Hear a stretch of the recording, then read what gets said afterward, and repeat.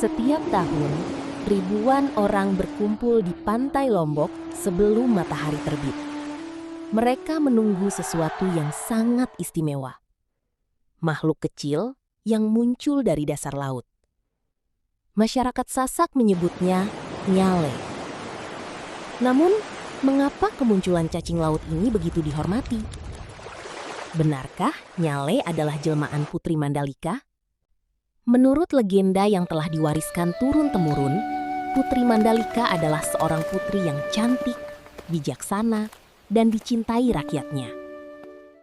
Kecantikannya menarik perhatian banyak pangeran dari berbagai kerajaan. Masing-masing ingin menjadikannya permaisuri.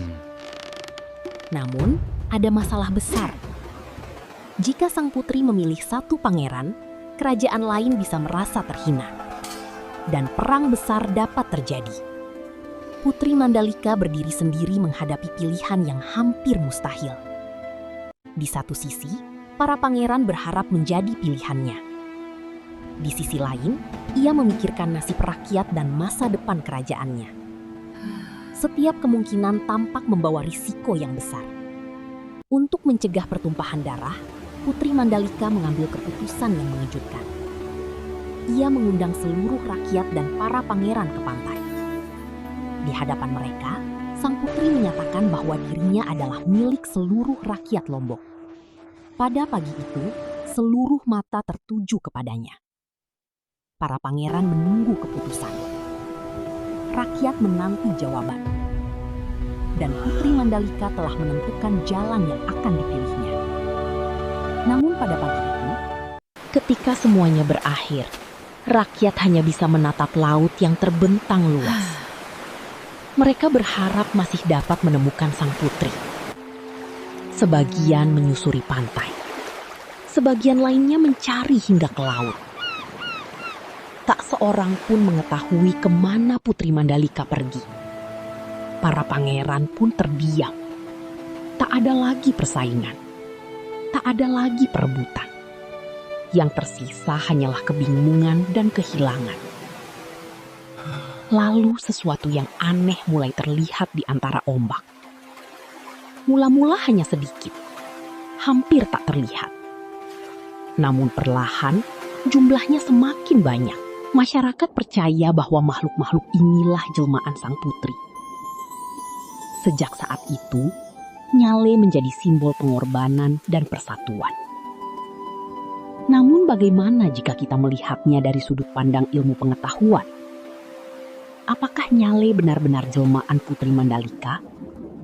Ataukah ada penjelasan lain yang tersembunyi di bawah permukaan laut Lombok?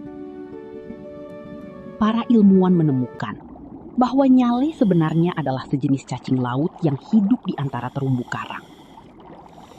Di bawah permukaan laut yang tenang, terdapat dunia yang jarang terlihat oleh manusia. Di sanalah nyale menghabiskan sebagian besar hidupnya.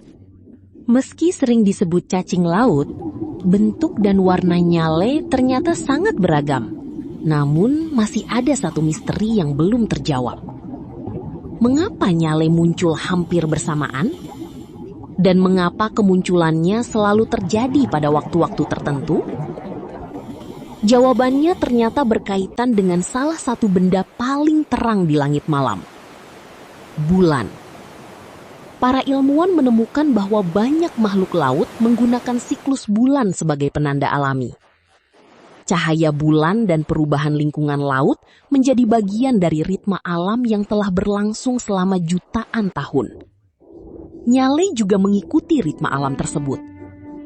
Pada waktu tertentu setiap tahun, sesuatu yang luar biasa terjadi. Ribuan nyale mulai keluar dari tempat persembunyiannya secara bersamaan. Fenomena ini merupakan bagian dari proses reproduksi yang telah berlangsung selama jutaan tahun. Yang sebelumnya tersembunyi, kini muncul dalam jumlah yang luar biasa. Setiap nyale mengikuti ritme yang sama. Dan akhirnya, mereka mencapai permukaan laut. Bagi para ilmuwan, ini adalah keajaiban alam. Bagi masyarakat Sasak, inilah saat yang dinantikan. Kemunculan nyale. Dari bawah laut, sebuah tradisi lahir. Hingga hari ini, masyarakat Lombok masih menantikan kemunculan Nyale. Setiap tahun, ribuan orang berkumpul sebelum matahari terbit. Mereka datang bukan hanya untuk menangkap Nyale, tetapi juga untuk merayakan tradisi yang telah diwariskan selama berabad-abad. Dari kakek kepada anak hingga cucu. Seperti nenek moyang mereka dahulu, mereka menunggu laut memberikan tanda. Fenomena alam yang kemudian menjadi bagian dari budaya manusia. Legenda, alam, dan tradisi bertemu di tempat yang sama. Jadi, apakah Nyale benar-benar jelmaan Putri Mandalika? Sains memiliki penjelasannya sendiri.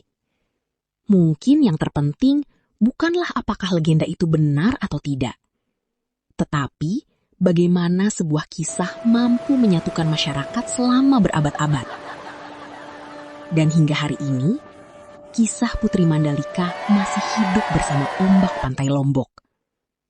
Ombak datang dan pergi, namun kisahnya tetap tinggal dan akan terus diceritakan kepada generasi berikutnya.